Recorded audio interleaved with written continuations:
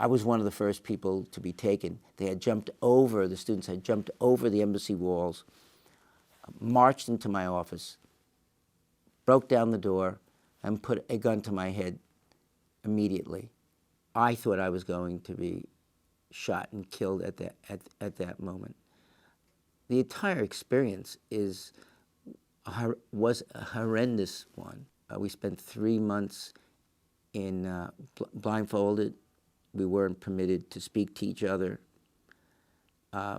Thereafter, we were put into separate rooms within the embassy with guards within the rooms. We were not permitted to speak to each other. Sometimes it's very hard to understand that I'm the same person who went through that situation. I lived on a day-to-day basis, and my only hope was to survive each day. If I could sit down and watch a little glimmer of light move from the wall and would move all the way down from one part of the day to the end of the day, that to me was a wonderful situation. I was able to do a little contemplation and to somehow get away from myself. I was in one room that was totally dark, but there was a vent, and the vent itself moved up and down. And because of that, and some law of physics, pictures or scenes from the outside hit the ceiling of the cell I was in, and there was a bird that always came in at a certain time during the afternoon, and I'd watch that bird at least for an hour. The bird would stay in that tree all the time. It was pure misery. There were times when there were mock executions. I can tell you, 2, 3 in the morning, the guards would dress up in some uniform with a black headscarf and open up our cells and destroy everything that we had in our cell. Turn over everything. Threaten us, take a gun and stick it to our head, and then click.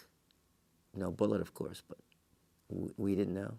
And in the morning of January 20th, 1981, which was the inaugural day for President Reagan,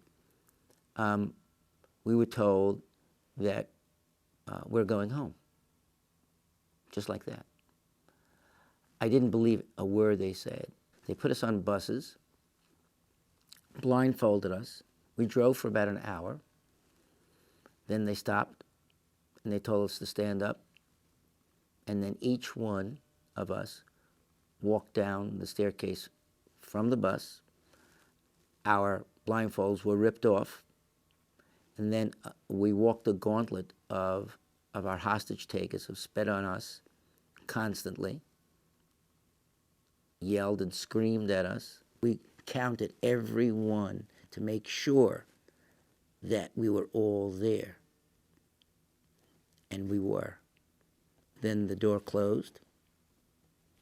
We had champagne on the plane. But the big issue now was, will we make it out of Iran and cross the Turkish territorial airspace?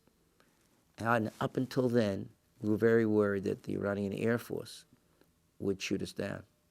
It affects me today. Iran is part and parcel of my life. And if anybody says it isn't, who went through the situation, they're not telling you the truth. Because to live through that is to live through an indelibly etched piece of misery that cannot be dispensed with by just talking about it.